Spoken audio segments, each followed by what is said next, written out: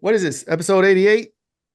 We in there, yeah. 88. Okay, 88. We So getting I there, don't, almost to the 100. You already know Bunny Flacs in the building. We got King Arthur in the building. What's going on, bro? you know what time it is, Unifying Friday. Don't y'all forget it. It's my time of year, Frank.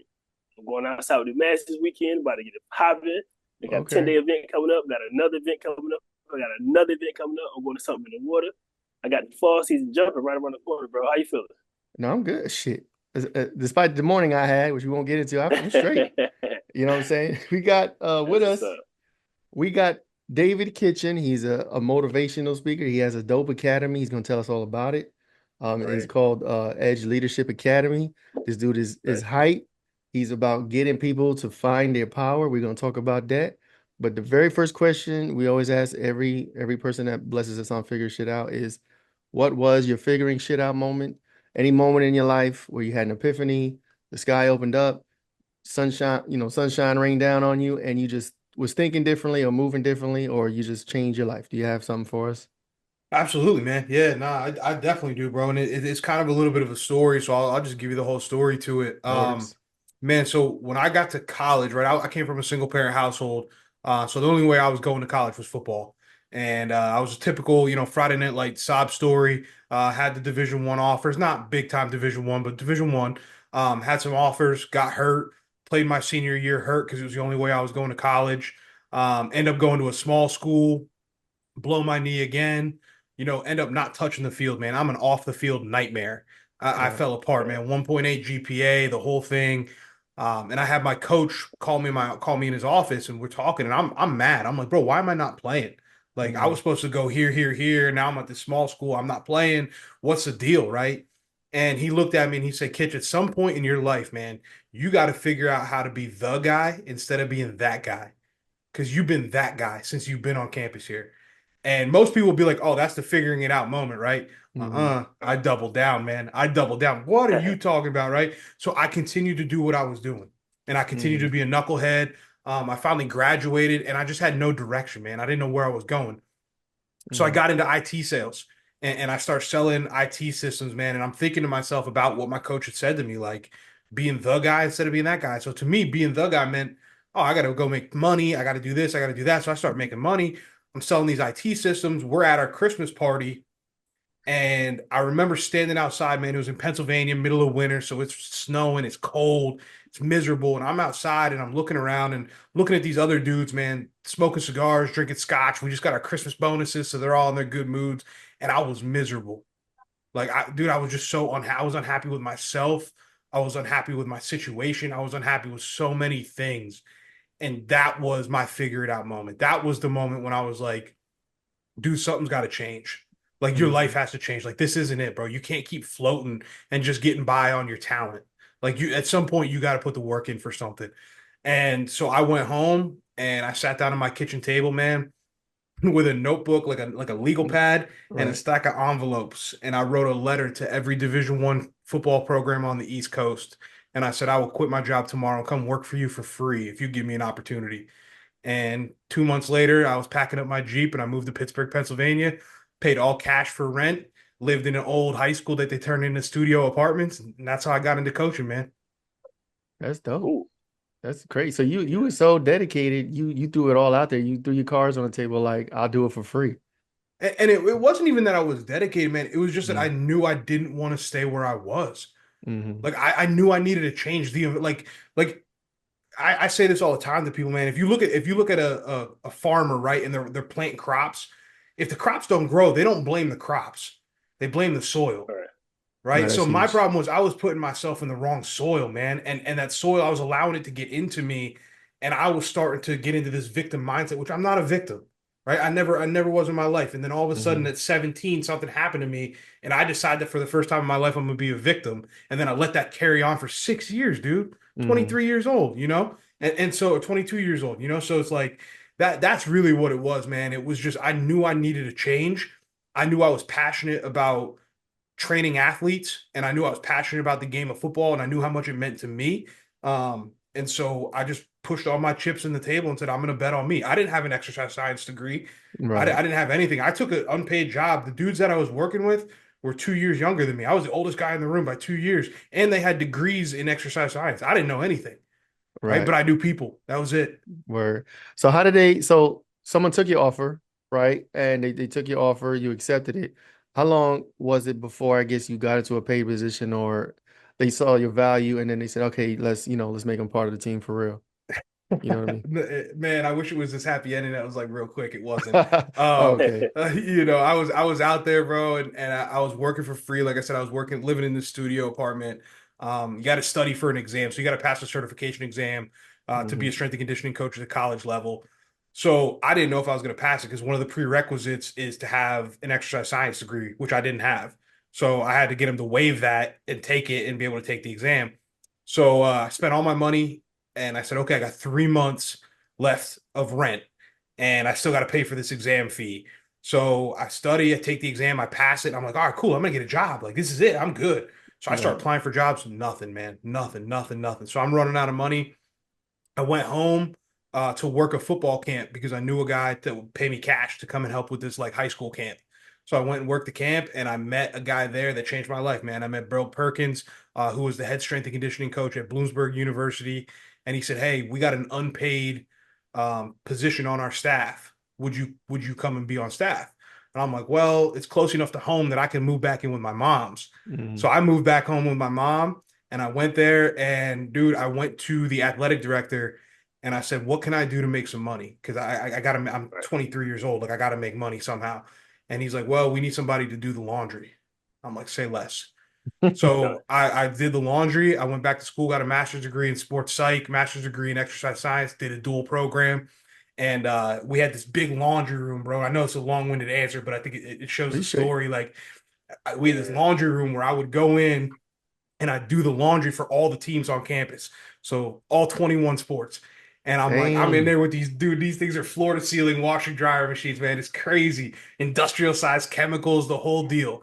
And it had a little computer desk. And I'm like, all right, cool. I could do my schoolwork there. I could do the laundry here. So what I would do is I would come in the morning, about 4:30, 5 o'clock in the morning. I get there. I would start doing the laundry.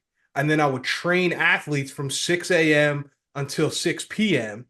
And then I would go out and I would break down the fields from practice. And then I would empty the locker rooms and put all the laundry. And then I would go train teams until 8 o'clock at night. And then I would do Oh, homework dang. till 10 and then drive home, sleep, and drive back and do it again. So I finally got so sick of driving that I was driving around campus one day and I saw an old couch outside a building. So I went and asked the maintenance guy, I'm like, hey, if I get this couch, will you cut this thing in half so it fits in the laundry room? And dude was like, yeah. So I cut this couch in half, bro, put it in the laundry room, and I would just I sleep on the stayed couch there. when I had to. Yeah, man, that's what it took. So when you ask me how long did it take from unpaid to paid, this is where the story turns. So, Hmm. I tell you, 22 years old, I quit my job, I go start doing that. 24 years old, I became the youngest head coach in the NCAA. So Dope. 2 years. No, that's dope. And I mean that story there, like you was willing to do anything for it. Like you when you were younger, you were 17, you know what I'm saying? You had the realization like I gotta make a change. And the crazy thing about that is I feel like most people find that moment or come find themselves in that moment, and then it's like a do or die. It's like how you made a decision, you're gonna write all these people, you're gonna offer, Right. free services, and you're gonna make it happen. It's like you were your back was against the wall, but you made a decision to do whatever it takes. And it's almost like most people when they get there, they don't make that same commitment. They just wallow, or Right. Or stay they stuck. they don't do what it takes. They say they're gonna do whatever it takes, but they don't do what it takes. Like Right. it takes a lot to write, a bunch of letters, and then it takes a lot to actually go and do free work. It takes a lot to just ask people for a chance, right? Or even put your stuff out there and be kind of vulnerable and exposed to say, I'm not all put together. I'm coming as I am, right? This is all I Mhm. got. I'm giving you all of you right now, right? So, talk about the people around you and your family and stuff, and how did they look at you when you were going through these times? Yeah. Oh my gosh, man, my family's everything to me, brother. Like I said, I grew up single Okay. parent household, man. I got a brother. His father, so my stepdad, struggled with an opioid addiction. So he, we saw a lot. I was the man of the house at 11 years old. He was, in and out and going through what he went through. But so me and my brother are very close, man. I helped raise that guy. That's my dude. Um, They were supportive all the way through, man. They had my back no matter what. And that's the beautiful thing about my family that I have to say is there was never a moment of what are you doing? It was just a moment of if this is what you think you need to do, then go do it. And I That's don't dope. come from a family where we don't do things halfway. Like nobody in my family does anything halfway. So it's like if you're gonna do this, do it. If you're gonna bet, go bet. No Don't, you know what I half-ass mean? Like, shit. yeah, like my mom is so big on like cut the cord. Like she was so big on don't have a parachute. Like if you she always used to say, if you have a plan B, that means you have an excuse. Like that's what that is. So it's like Mm-hmm. you just got to go. And that's a single mom that went back to school at 40 years old and now has a six-figure job overseeing, the best Alzheimer's community in the state of Pennsylvania. She speaks on stages, she does all this stuff. Shout out to She mom. had yeah, that's my mom's. Like, you know what I'm saying? So I got to watch her. Like, I had a role model and a roadmap for what grit looks like and just showing up and just doing the work like day That's after day huge. after day. You know what I'm saying? And to your point, man, like I didn't have it all figured out. I still don't have it all figured out. I'm an entrepreneur Right. now. I'm in multiple businesses. I tell people all the time, I'm a graduate of YouTube University. Like I'm not special. I'm not special, bro. That's right. Me too. I know that because of my upbringing and because of the things I saw, I'm not afraid of being broke. I've been broke. I'm not afraid of that. Right. So that's Mm-hmm. one fear that I don't have that other people have. Like I just Mm-hmm. had this conversation with my team tonight. Like I told them, I don't ever want you to stress about money because I don't stress about money. Like it's Mm-hmm. fine. You know what I'm saying? And so that gives you confidence, and so you have these culmination of experiences from the people around you that give you confidence and give you a work ethic to where no matter what the situation is, I know my family's gonna love me. And I also know that I feel a responsibility to make them proud. No, that's dope. I want to touch a little bit on the victim mentality because there's I feel like most, no, I don't want to say a lot. I don't want to say most. I think there's enough people out there that have developed through whatever means, their life experiences, they develop a victim mentality and they're not aware of it, they're not conscious of it. And they may have bad things happening in their life, but instead of looking within for a solution or trying to take the reins, right, they're in this cycle of blaming external factors or Mhm. looking for somebody to blame or looking for this circumstance to blame, or and they're always pointing outward. What can you say to maybe some people that have that mindset or maybe not aware of it, to wake up from that and be like, yo, when it comes down to it, you really are in control of your life. There's Yeah. nobody else in control of you more than you. You know what I'm saying? There may be things that happen and, bad stuff happens to people all the time and unfavorable circumstances happen, but it's not necessarily what happens, it's how you react to it. So what do you say to people that just are in this cycle of victim mentality where they just can't seem to get a grip? You know what I'm saying? Man, I think it's hard because I don't think you can shake somebody out of that doesn't want to Mm, be shook out of it because there's a comfort in it, Okay. right? Like misery loves company. There's a comfort in it. So what you notice, right, is they're like little kids. Like I don't know if you have kids or not, but they're like little kids where when they sit down Indian style, they want you to come sit down Indian style with them. Like they're mm-hmm. like, no, I Mm. stopped here, so you need to stop here. Right. And you see it even generationally, like when you look at families that are stuck in victim mentality, right? Like they're like, no, my parents stopped here, so I got to stop here. And that means I got to Mm-hmm. keep my kids here too. And then they're pulling their kids down with them. Like you see that all the time, right? So it's hard to help somebody that doesn't want to be helped. But if you Right. want to be helped, if you want to make a difference and you want to change and you're like, yo, this isn't working for me, that's the first step, bro. That's the first Mm-hmm. step. So from there, you sit down and you literally take out a piece of paper and you draw a line down the middle. And on the left hand of the piece of paper, you write down every single thing that you're worried about, everything that's driving you nuts, everything that's bothering you, everything else, right? And then on the right side of the paper, you write that list again, but you only write down the things that you can control. So Ooh. if you can't Mm-hmm. actually control it, if you have no input over it, you don't write it back down. So you Mm-hmm. only write down the things that you can control. Then what you do is you rip that piece of paper in half. And I tell people from like just to really drive the point home, you take that left hand side that has the stuff that you can't control on it and you light it on fire and you watch it burn. It is now 2023, going on 2024. Why don't you have a VPN? Only for a limited time. Go to piavpn.com/cyberbunny. You could get 83% off the PIA VPN.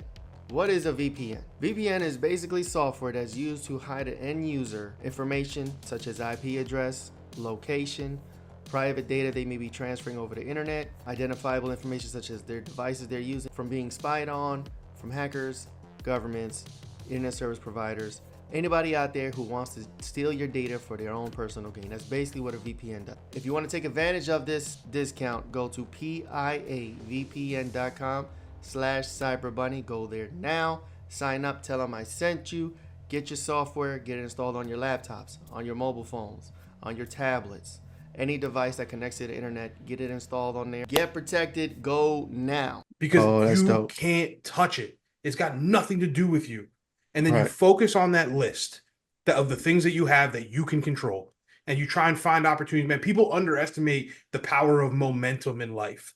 Like if you can just get a little momentum moving in the right direction, then you have a chance, right? And I talk about boxing all the time. Like if you watch UFC or boxing, like when dudes are in a ball and they're getting beat on, they're not looking to land a knockout punch. And that's what we try and do, right? You might be down on your luck. Your girl left you. You lost your job, this, that, and the other. You're trying to flip the whole script. It's not about flipping the whole script. It's about creating a little momentum, man. So if you're stuck in that place, man, just look for an opportunity to create a little bit of momentum, because a situation is not a destination, right? So you gotta let the movie play out. So even when I was coaching in college and I had the opportunity to coach kids, like somebody would get hurt, something like that. It's like, okay, ask yourself, is this a bad movie or one bad scene? Because there's a big difference. There's a big difference. You don't know what the end of the movie is yet. You haven't seen it. So just stay in it long enough to let the movie play out and be the actor in the movie. Don't just watch it. Be an actor in it. No, that's huge. I got two things to say. So control the controllables. I want to stay there. Control the controllables, right? But Earl Nightingale was saying, don't just be a participant of the future of new technologies and business stuff. Be a contributor. Contribute to new technology. Contribute to things growing. Contribute to the newness of things, right? So, but controlling the controllables. What are you controlling right now? What are some controllables that you're in control of right now? I know you said you're coaching and stuff like that. So, what are some of the things that you're into? Man, for me, number one is my habits. I control my habits. That's the first thing, first and foremost. I got to be selfish to be selfless. I can't pour into the other people. Say again, please. You got to be selfish to be selfless. I have to, right? So the number one thing that I control, man, is my habits. So I look at it, I control my time and the way that I set my day up. And then that allows me to show up for people the way I want to show up in my life, right? So it starts with something as simple as not sleeping with my phone next to my head. I don't wake up to problems. I don't do it. Right. Facts, you did, right? Yeah. This is gonna be material for like weeks and months to come. Nah, but you know that's the first and foremost thing that I control, man. It's my habit, my habits. The second thing, man, that's for me is always my thoughts, right? And when I say control my thoughts, that's probably not the right word, but I'm in control of what thoughts I choose to identify with. Right. So for me, meditation is a huge part of my life. I've meditated for just over 800 days in a row. So I do it every single day. I don't miss a day.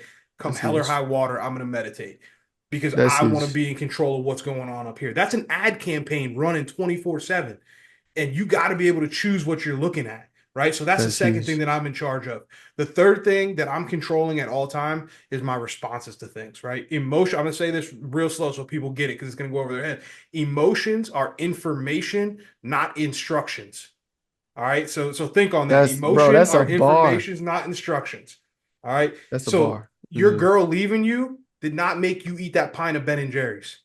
You ate that pint of Ben and Jerry's. You know what I'm saying? Like you had like that dude cutting you off in traffic. He didn't make you flip him the bird and get out your car. You did that. You chose that. And once you understand that, you understand that if I have the power to choose that, that means I got the power to not choose that as well. Right. So for me, again, it's my habits, it's my mindset, and it's my emotions and my thoughts. Right. This is huge. We love having conversations like this because, like, I honestly feel like this type of content is what the world needs more of.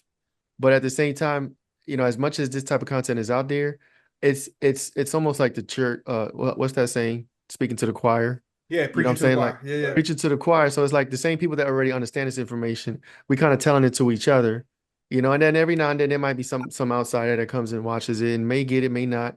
But I feel like parts of me feels like, you know, on this podcast, Figuring Shit Out, we try when we come and we talk about problems, we try to sometimes, hopefully, talk about solutions. You know what I'm saying? So like a Yeah. message like this, like I guess I can ask you, like how could we get a message like this out to more people, not necessarily that already know this information, but the people that actually need it and need to change their Mhm. life around and Break that take barrier. Yeah. right, take the Yeah. reins because I understand vibration, okay, if you're vibrating with this, like we're vibrating on this level, that's why we're preaching to ourselves. But Mhm. like people that may not be vibrating at that level, like they don't see this information or they don't seek it out until something happens in their life. Like, Right. so is it our responsibility to like try to preach the gospel or Oh yeah. is it mainly, yeah, I gotta come find this shit for yourself when you want to? You Nah, know what I'm each saying? one teach one, man. Each one Mhm. teach one. That's my rule. Each one teach one. You learn something, you better send it to somebody. Like, I don't care what it is, if it's a podcast, and if they don't listen to it, listen, this is the thing. This is where your responsibility ends though. Like you don't have to kill yourself in pursuit of trying to make somebody else grow. I'm not gonna do that. Mm. But I'm gonna Mhm. send you the resource. Part of my responsibility as a leader is to send you the resources that I have access to, right? So if I have access to a book, a podcast, an article, a thought, something that made a system, a framework that might change your life and might help you, I will send you everything I got. But that being said, listen, I'm going to the peak. I'm chasing something big in my life. I'm chasing something. I'm trying to be the one in my family. So that means I can't be surrounded by people that have altitude sickness. You feel me? You Mhm. gotta be built for the climb, right? So if you get stuck at base camp or you get stuck halfway up the mountain and you sit Indian style and get into that victim mentality, I'm gonna keep going, but I'm gonna throw a rope down for you in the sense of podcasts, messages, invites to go places, those types of things.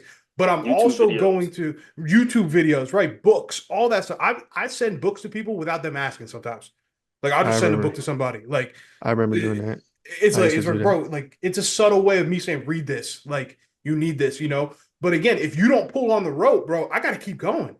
Like Hmm. I love you. There's no disrespect here. I still want to see you eat. I want you to come meet us up there, but I can't wait for you. Yeah, Because you if I can't do it wait for for them. you, Nice, no, man, I'm trying to light too many candles on my way up the hill. Right? I'm Hmm. trying to light bro. everybody else. So if I stay and give you all my energy, that's not fair to all the other people that I could help. So to Right. answer your question, is it our responsibility to drag somebody? No. Is it our responsibility to show people and meet them where they're at? Yes. Mm. Right. But then Right, what they do with that information, that's between you and you. No, that's bro. facts. That's That's important. when I was younger. I was coming up. I was grinding. I was being motivated. I was moving up, just doing my thing. And I asked my OGs, my mentors, I was like, bro, I'm prospering, but I'm trying to show these people or talk these people and bring them along. And he like, they're not listening. He was like, bro, when you just be prosperous, they'll see you. That's Mhm. all you got to do is be prosperous. They'll Mhm. see you. They'll see your light. They'll see you doing what you're supposed to be doing. They'll see you, growing. They may not come along, right? Strangers support you way faster than your friends and family will. Facts. Unfortunately, that's the way the world works, man. So, nah, I feel that, man. I definitely feel that because it's different. It's difficult to see your peers and your friends that you love, right? Just not get it, and you got it, but you can't give it to them, Mhm. right? You just can't give it to them. It is, but it's also it's understanding again, man. Like everybody's process is different, right? Hmm. So like I had a mentor that he said to me, I messed up an answer one time. He asked a question to the whole group of coaches. I mean, I wasn't even in the same zip code as what the answer was. Like I was so wrong, and I was like, Right, that's my bad. I'm stupid. Like that's literally what I said out loud. And right. after the meeting, he pulled me aside. He said, hey, listen to me. He said, don't ever say you're stupid, bro. You're not stupid. You just didn't get to the information yet. You'll get there, right? I just got there first. That's all, right? And so when I think about people, I always think about, hey, man, that dude's in his process. Like that's part of his process, right? Like he's got to go through that on his own. I'm obsessed with my process. I Hmm. can't I can't worry about your process, right?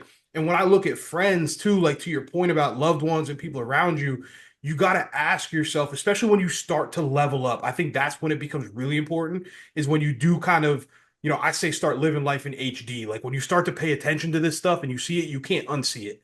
And so, Right. so you Can't go now back. you're like starting to make these decisions, right? Of like, okay, how do I continue my life with these people around me that maybe aren't seeing it and won't get it? So now you got to ask yourself, like, is this the best person for me or is this the best person from my past? right? Mm-hmm. Like, are they with me where I'm trying to go, or do they help me get me here?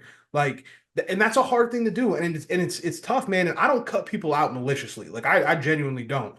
I still want to see you eat, just not at my table, right? It's just that's all. And Mm-hmm. so you got to look at it and ask, okay, day ones, you don't normally get to choose, right? Like none of us get to choose our day ones. They're in our They're environment. They're the there. people that Yeah. we grow up around, right? Your day They're in twos, our you soil. choose. Yeah, they're in your soil, right? Your day twos, Yeah. you choose those people. Like the people that are in your tribe, the people that are going up the mountain with you, you choose those people. And so, for a lot of people, it's growing the courage to choose new people and to Mm-hmm. choose a new soil, right? And to do it, the only way that they can do it is through emotion. So they cut people out maliciously.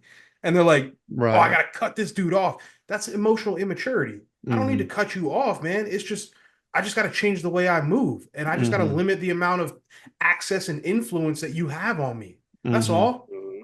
It's And no hard feelings. it's funny. There's always a people, I remember when I was younger, and there was always this mentality around, people in the hood is like when somebody does good, they move out the hood or, Mhm. they leave. And then where I was, you see people get successful or they leave, and you always have this disdain for them or Mhm. this Mhm. not I won't say hatred, but like this dislike, where it's like, oh, so Envy. you envy, yeah, or yeah, that might be the word. Like you got some money, you left us in the hood, right? And then his mentality like bring us with you, right? And in the rap world, you see it all the time. A rapper blows up, he's making money, he's getting, and he pulls his homies with him sometimes depending on the situation. But it's like at the same time, it's like those dudes aren't really prepared or mentally ready Mhm. for Mhm. where he's going, right? So then it's kind of like a battle, They like they fall bring you off. back down, Yeah.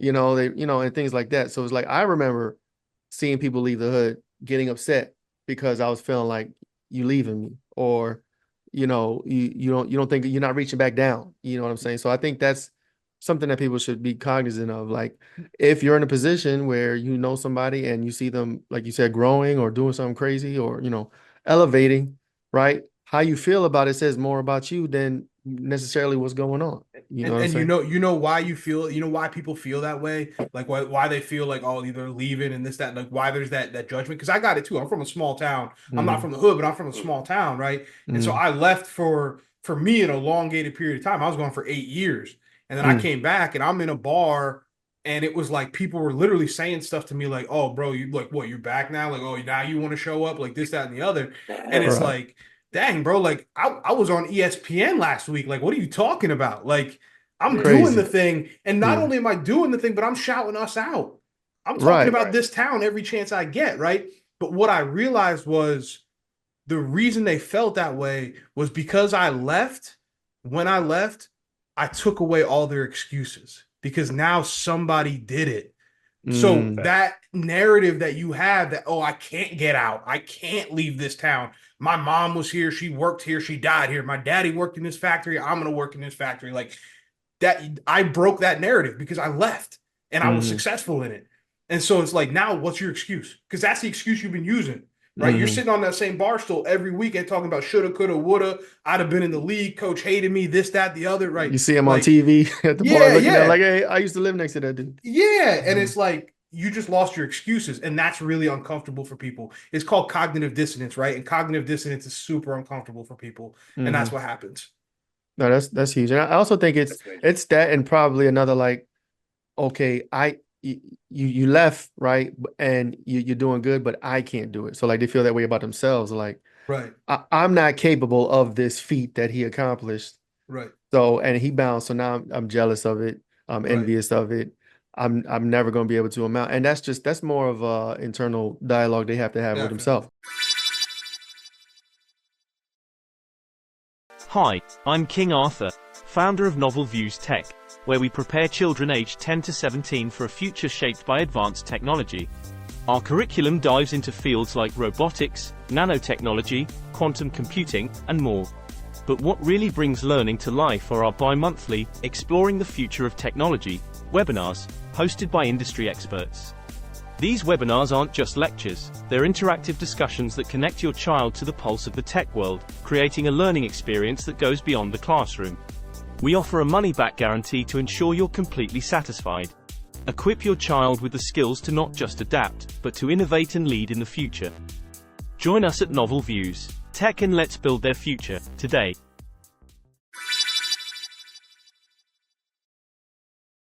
Which leads to my next question about, you mentioned something about controlling thoughts.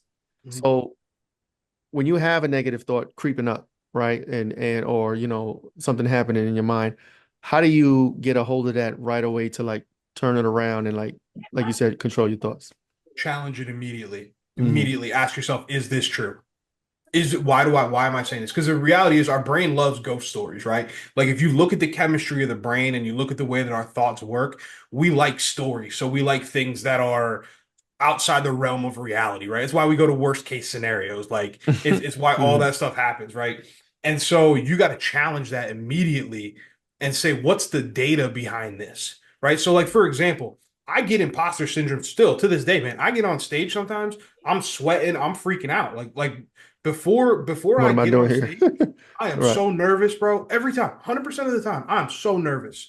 Once I get out there, the lights are on, I go, right? But in between, I have to ask myself, like, wait, whoa, whoa, whoa, whoa, whoa. You're in your head, you're thinking about what if I pass out on stage? What if I forget what I'm going to say? All this stuff. And then you say, okay, you've done 100 of these. Is there any data that says that you're going to forget what you're supposed to say? And even if you do, is there any data that says that you're just going to, what, are you just going to have amnesia? You're never going to remember? So what, you Right. blank out for 10 seconds, 5 seconds, who cares? Right. And then it's also like, okay, well, I'm nervous because there's just many people in the crowd. Dude, you did your job at Ohio State on opening weekend with 110,000 screaming fans. You're trying to tell me you can't handle 45 executives or you can't handle 100 executives, right? Mhm. Like with that aren't hostile towards you. Like what are you Right. talking Nobody's about, gonna bro? nobody's gonna get up, walk on stage and punch you in the face. At least Right. 99% of the time. So you have to challenge those. You have to Yeah. challenge those things immediately because what happens if you don't is they snowball into identities. And so now you start to Mm. identify with your fear because every time you get scared, your brain remembers that you got scared of that thing, like in your biology. So now every time that thing comes up, you become more and more afraid of it. Right. That's how people Oh shit, become yeah. like they end up being like agoraphobic or they're afraid to go outside. Like they get isolated. Right. It's like when you're depressed, like you start to isolate because you don't want to, you feel lonely, but you're alone because you feel lonely and you're lonely because you're alone. Right. Like, and it's like this cycle that happens. So it's the same thing with negative thoughts. So the number one thing that I tell people to do is as soon as you have a negative thought, don't try and push it down. Don't try and run from it. Just challenge it. Just ask yourself, is this true? What is the likelihood of this being true? And then on the other side of it, say, if it were to be true for some reason, if this were to happen, what is the worst case scenario? Right. Like what? Like because 99% of the time, it's not nearly as bad as you think it's going to be. Mhm. Like you know what I mean? Like No, it's what's the worst case scenario? What's the worst case going to happen? And then I mean, the ultimate trump card is listen. Put it simply, we're all going to die, bro. So who cares? Just go. Nobody gets out alone. Nobody gets out alive. Nobody. None of right. us. So just What? go. No, that's true too, because like you said, we're all gonna die one day. And then you hear a lot of talk about like senior citizens when they're on their deathbed, like all the regrets they have. Mm-hmm. And if Yeah. they could go back and do, you know, they would do things differently. So Yep. it's like, do you want to be that person? And you're, you know, 85, 95 on your deathbed, like, man, I should have asked that girl out or I should have started that business. Like you 95 now, you can't do shit about it now. Too late. You know what I'm saying? It's too late. Yeah, I tell people, man, your goal in life, one of your goals in life, going back to the deathbed thing, right? Like they say when you die, the person you were comes face to face with the person you could have been, right? Mm, Your goal in life should be to make sure that that's not the first time those two people meet, right? You feel mm, me? So like mhm. your goal in life should be to chase that to the point where when they do meet, when the person you could have been and the person you were come face to face, the dude that you quote unquote could have been looks at that guy and goes, "Yo, good stuff, We bro. did You that kept me shit. on my toes, man. Like I had to Hmm. keep moving the Right. goalpost because you woke up every day with a relentlessness and a passion for life that I didn't expect. Like, you Hmm. know what I'm saying? Like that should be the goal, man. And so, and if you're one of the people that are motivated by negativity, then let that be your fear. Let it be your Hmm. fear that you're scared that when that moment happens, you meet that person that you could have been and you don't recognize them. That terrifies me. Hmm. Yeah. If I So meet I'm the that same. dude and he's like, I'm a better father than you were, I'm a better husband, I'm a better speaker, I'm like, damn, that Hmm. sucks. I didn't do shit. so So one of my favorite sayings, I said a whole lot, Frank. Personal responsibility, right? You got to take personal responsibility for yourself, your actions, your everything, right? And that goes along with no regrets, no more regrets. I'm not regretting anything anymore. Like if I did have some at that point when I said no more regrets, there are no more room for it. I'm gonna do everything I can from this point on. Like so, what are some things that you're working on now that you make sure you don't have any regrets when that time comes? Filtering my decision making, right? So I have a system for me to filter every single decision that comes across my table on a daily basis. And so it goes through a three-part question. So I have a vision, a mission, and a set of values for my life that I live by, right? So my vision and the way I think of this is like, again, going back to the funeral thing. I talk about death a lot, man, but it interests me because I think it gives you perspective, and it's like. Right. So if you go to the funeral, right, what's the first thing that the first person is going to say about you? And it's usually 3 sentences long, right? And so to me, those first 3 sentences should be your vision, your mission, and your value. So what it should sound like, and I'll give you my example, is, Kitch left a legacy for his family to be proud of. He inspired greatness in every person that he came in contact with. He was honest, he was caring, he was driven, he was committed to growth. If somebody says that about me as the opening paragraph, then I know I lived the life I wanted to live, right? So when you say, what am I doing to make sure I don't have regrets? I just pass every decision through that filter. So every single thing, it could be, Kitch, do you want to go have dinner with so-and-so on Wednesday night? Do you want to be a business partner in this deal that we have coming up? Do you want to speak at this event? Whatever it is. Do you want to eat McDonald's for dinner or a steak? Right? I ask myself, does it help me get closer to my vision? Does it allow me to fulfill my mission for the day? Does it reflect the values that I believe in? If it's not 3 yeses, I just don't do it. And that requires a lot of discipline, right? Because I got to give things up and I got to be willing to admit, hey, I can't do this thing because it doesn't align with my vision, my mission, and my values, right? But if I can I'm not perfect, man, but if I can make 80%, 90% of those decisions, then I don't regret anything. Right. And if you do choose to go the other way and you do choose to do something that's against your vision, your mission, and your values, I challenge people to do this. Write down. And this is what I do. I write it down in my phone. I literally write down, I am making this decision on this date, and it goes against this part of my vision, mission, and values. I'm doing it for this reason. And here's how long I'm willing to tolerate this disconnect. And if I don't get the desired outcome that I want by that date that I set, I cut my losses. I don't care if I lose money. I don't care if I lose friends. I don't care what I lose. I got to get back to my vision, mission, and values. So when you say, how do I live with no regrets? That's it, man. No, that's huge. But I'm with you though, Kitchen. If it's not a hell yes, it's a hell no. Every time. Talking about, I remember, I was growing. I was just finding myself and figuring out what I liked and who I was, right? And I said, I'm gonna do 2 weeks just saying yeah to everybody. I'm saying yes. I'm saying yes. I'm saying yes. Yes, man. Bro. I learned to say no. I learned how, because people just asking you shit just to ask. Yep. Right? It wasn't even important. Bro, could walk me to the store. Sure. No. Let me borrow $5. Sure. No. Like, you did shit you didn't want to do because you was on a yes. I was saying yes to everything. It was intentional though, because I just like, man, I'm gonna just say yes. Man, I learned how important my no was. I learned who my friends were, right? Who really just wanted me around for their own benefit, right? Because if I tell you no now, you're looking at me all crazy and strange. But just because I said no, right? Because I value my time, my energy, my efforts, whatever it was, right? Over whatever you had going on, right? Sometimes, like you said, you got to be extremely selfish. You got to be selfish to be the best version of you, right? So, now, I definitely relating to what you were saying. And there's 2 little pieces on top of that, right? Is the first one that people get caught in is they say no, but then they give an explanation. No is a complete sentence for me. Like that's a complete sentence. Like I'm straight with people. No, like no, yes. I'm good. Like I'm not doing that.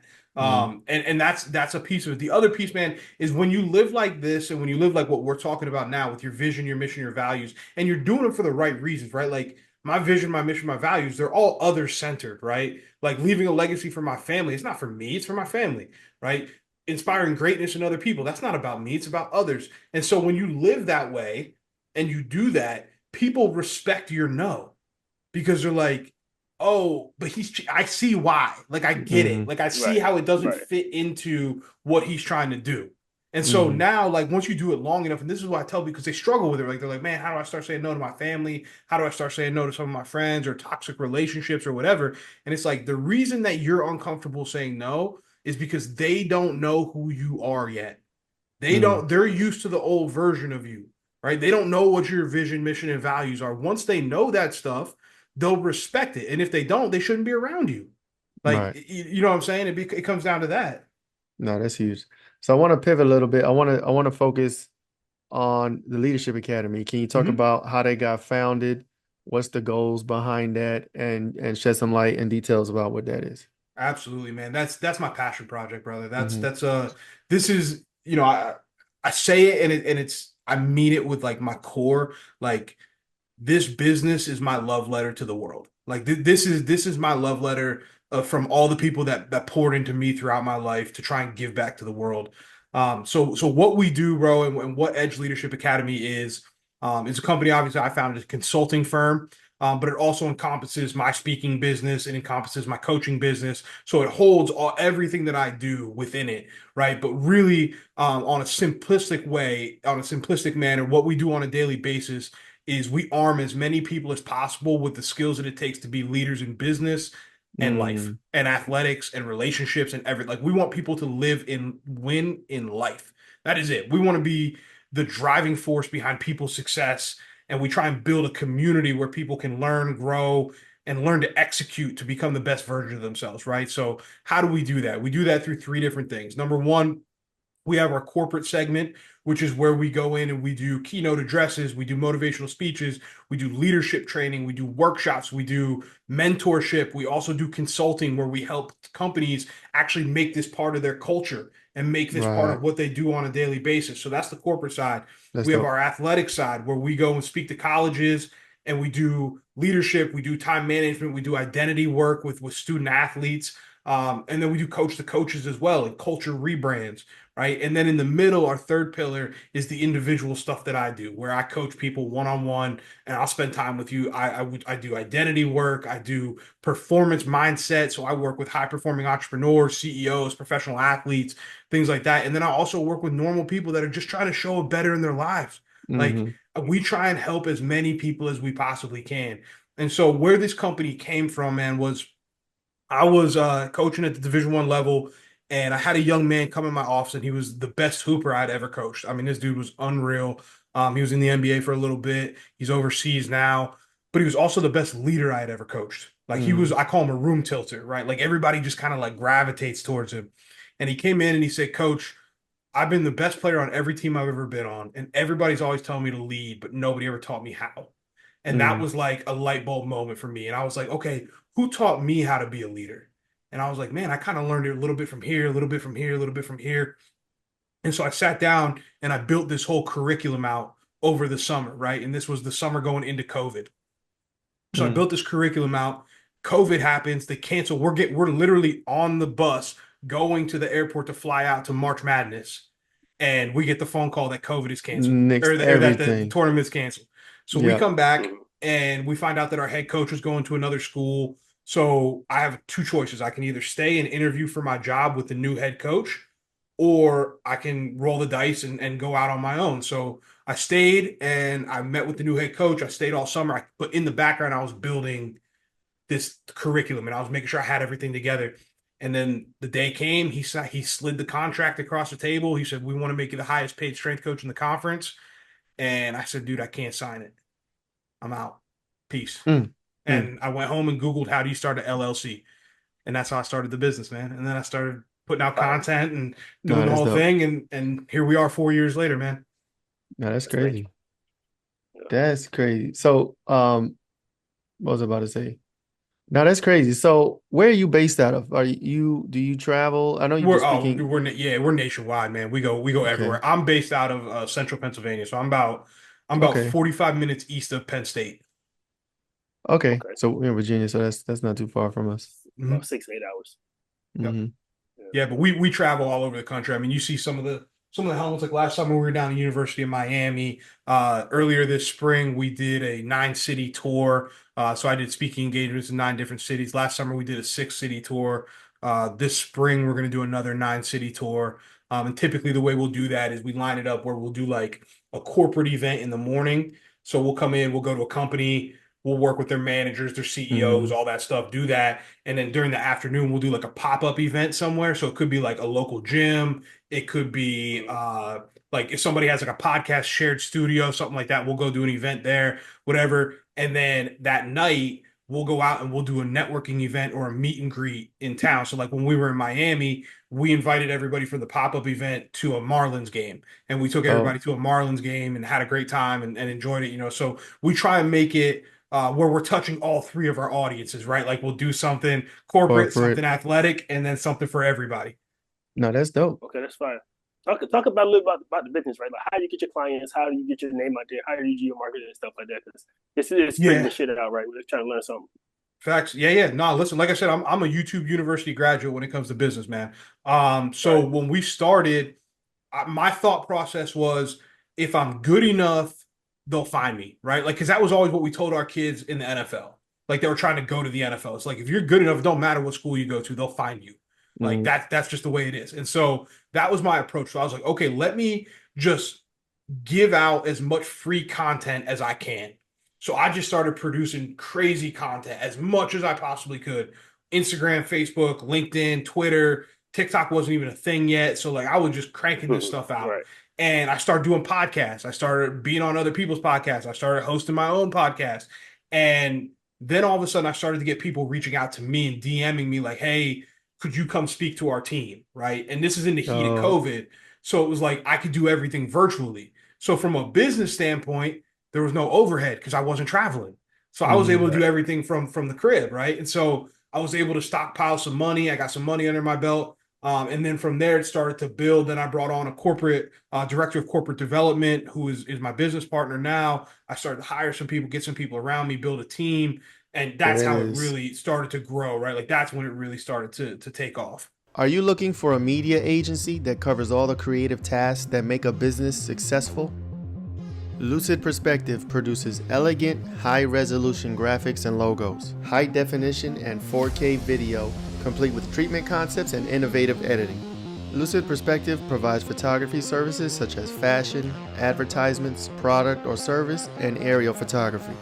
We also help businesses build their brands from the ground up with complete campaigns that will make your business attractive to your target audience.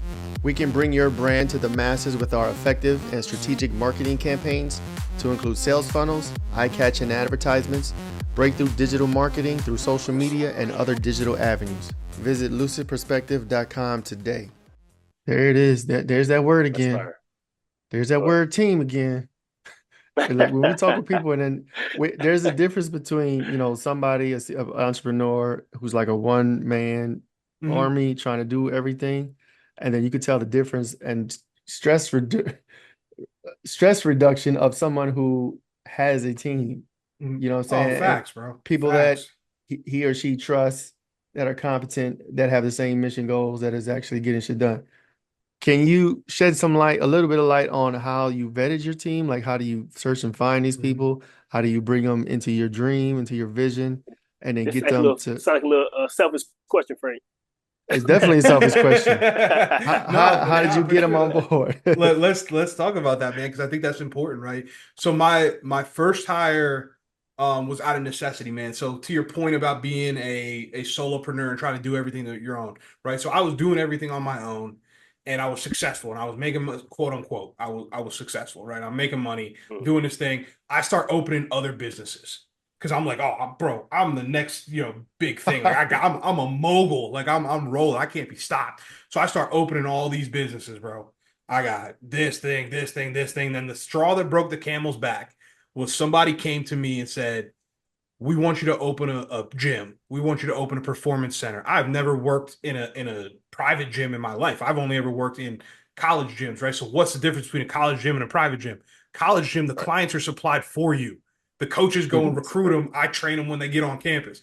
I had never run a gym in my life. So not only do I open a gym, I say if I'm going to open a gym, I want to open a badass gym. So Hmm. we get a 22,000 square foot facility and we open it, crank it open.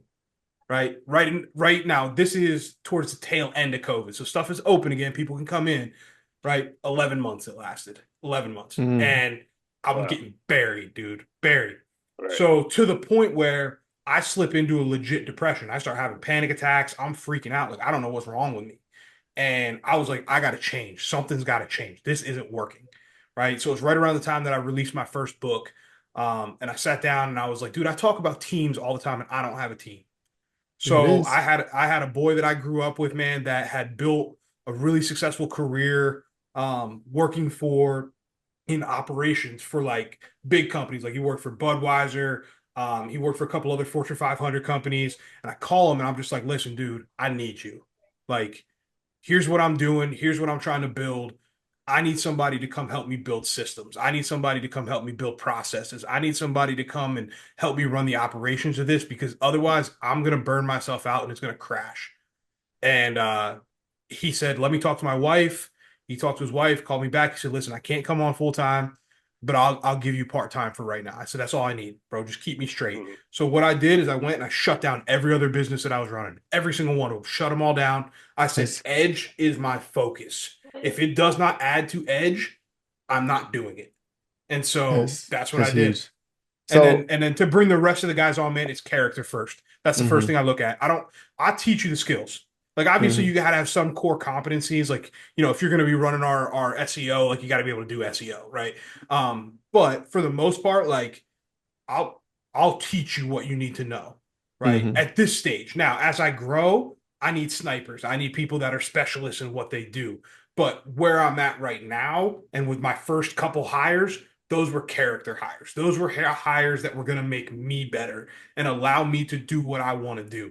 Because at some point, the hustler's got to die so the CEO can live, right? Because if you And stay in Right. that hustler mentality, it doesn't work. So that's what I needed to do is I needed to surround myself with people that were going to allow me to be a CEO.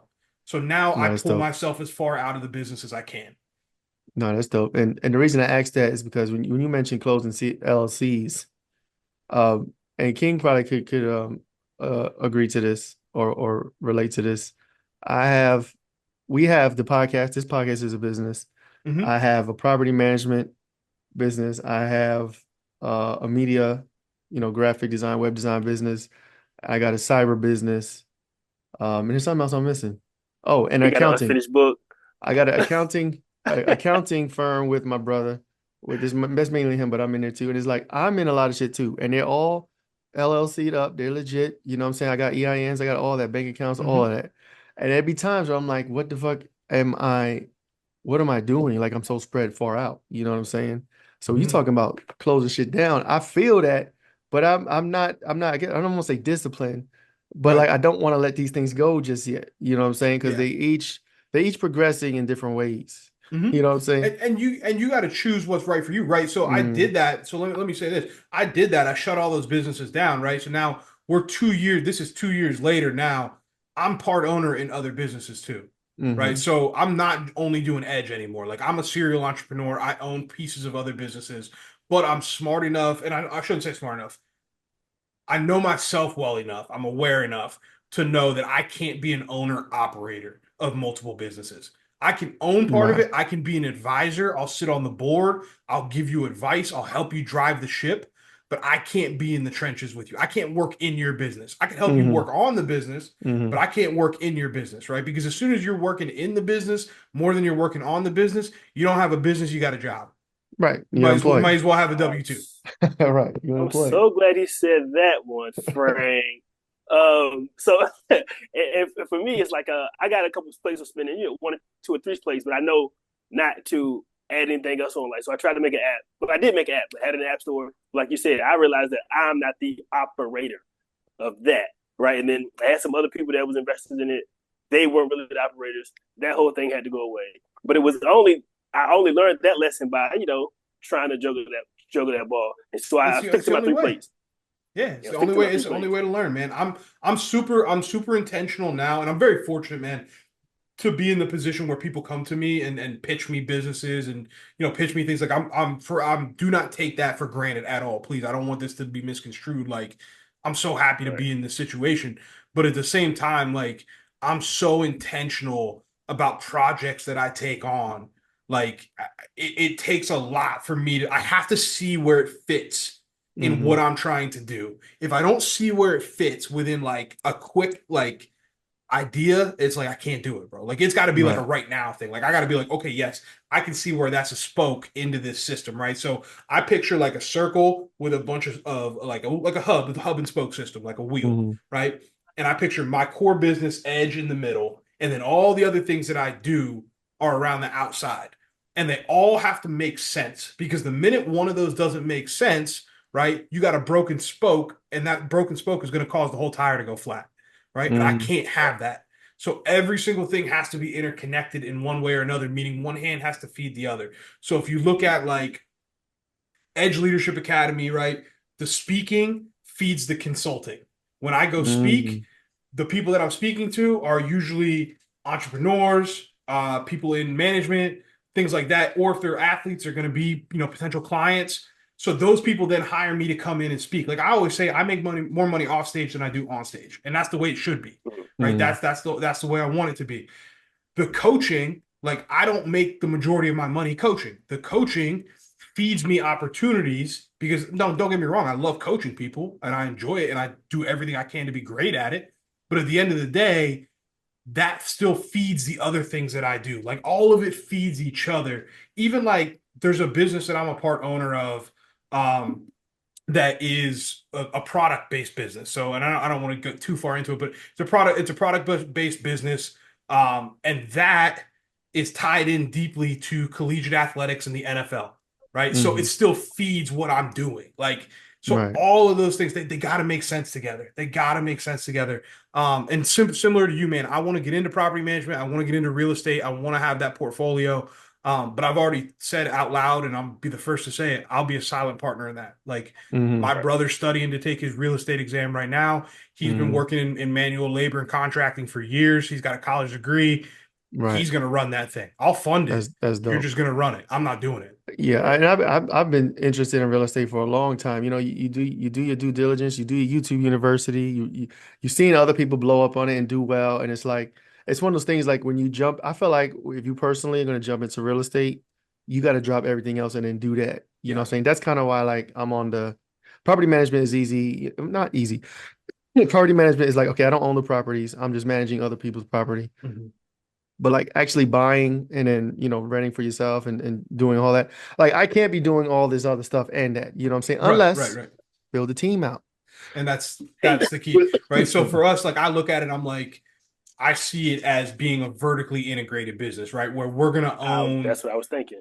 Yeah, we're going to own the properties, right? But we're also going to own the property management company. And then for me, I don't know if this is right, wrong, or different. So I'm not a real estate expert. This is just the way I see it in my head.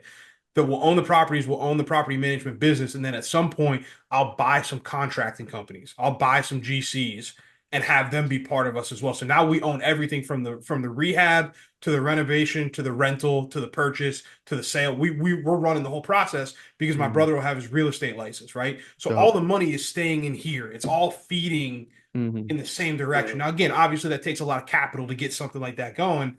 But there's that piece. And then the other piece that we're exploring, and we're pretty far down the road on it, is opening some podcast studios and partnering. And those are blowing up everywhere. Yeah. Partnering those things with coaching programs, right? Because here's the thing. It's not just you're coming in and recording a podcast, but you're also coming in and getting a podcast, and we'll help you monetize. We'll help you build it. We'll help you do all these, so there's services that go along with it, but what does that also feed? It feeds my speaking business. It feeds my coaching business. It also feeds the real estate piece. So again, you see how that, for me, it's got to make sense. If it don't make dollars, it don't make sense. No, that's the bar. That's Nipsey Hussle, one of my favorite rappers, rest in peace, integrating vertically. Yeah, it's got to be vertically integrated, man. It's got to be vertically integrated. I know an entrepreneur. He owns 31 companies, and his biggest company does about 800 million a year in revenue. It is vertically integrated from the top down. He owns every piece of the process of what they do. And it's something that if I told you what, I'm not going to say it out loud. I'll tell you off the recording. But if I told you what he did, you'd be like, bro, what? Because it's like you would never think that it would generate that kind of cash flow and that kind of return. Right. But it does because he built it that way. So there's layers to this thing. He has 30. You say he has 31 businesses under the same 31 businesses under the same holding company. He owns a portfolio. Yeah. Oh, okay. That's huge. That's what I'm trying to be. That's where I'm trying to be. Yeah. Big No, money. that's dope. So you want to close out? You got the closeout question, King? Yeah, I got it. So we ask all our guests, right? We ask you what's your figuring shit out moment at the top, right? So we want to ask you now, what is something you're trying to figure out now moving forward? What am I trying to figure out now moving forward? How to live in the tension of knowing where I'm trying to go, but also have the patience to enjoy the ride. Man, it's so difficult for me, bro. It is so I'm my own hardest critic. And it's so hard for me. I don't even know how else to put it. Like I'm in therapy for it. I'm working through it, but it's one of those things, bro, that like I see what I want so clearly. And when I can't get it right now, I really struggle to be patient. And sometimes that comes out in me being very cold towards other people, me being very calculated and focused on what I'm doing, but I isolate, right? And that's not the way to be successful. So that's the big thing that I'm trying to figure out right now is how do I balance being relentlessly ambitious with still being living my core values of being caring and being connected to the people Being that I a care about. being a human Yeah, being and not a robot Terminator. exactly, The mission, you know what I'm saying? exactly. Kill the This target. this this I don't know. This is my personal philosophy, right? That I use. Remain perfectly present, Mhm. right? So that helps me whenever the obstacle arises. I'm perfectly present in it, right? When I spend time with the kids, I'm perfectly present in it.